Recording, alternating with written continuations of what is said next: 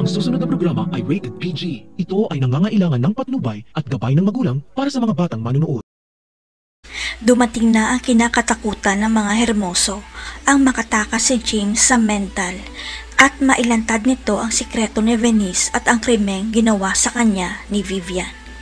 Sa hindi inaasahang pagkakataon, magkukrus muli ang landas ni Tata at James at bago siya mawala ng malay, nasabi niya kay Tata na siya ang legal na asawa ni Venice. Dito na magsisimula si Tata na mag-imbestiga dahil kailangan niya ng ebidensya bago niya sabihin ang lahat kay Francis kaya kukuha siya ng Senomar record ni Venice.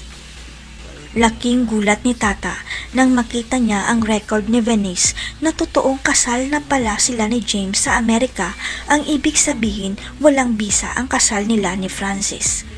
Kaya si Tata mismo ang magsisiwalat ng katotohanan kay Francis na matagal na siyang niloloko ni Venice dahil kasal na si Venice kay James at siya pala ang kabit nito. Ang hindi alam ni Tata, matagal nang nawala ang pagmamahal ni Francis kay Venice, kaya wala na siyang pakialam kay Venice dahil si Tata na ang kanyang tunay na mahal. Dito na magsisimula si Francis na ligawan si Tata dahil nalaman niyang wala palang bisa ang kasal nila ni Venice, ang ibig sabihin malaya na siyang ligawan si Tata. Kahit maraming pagsubok na pinagdaanan si Francis para makuha ang puso ni Tata, sa simbahan pa rin ang kanilang tuloy dahil magwawakas na ang teleserye.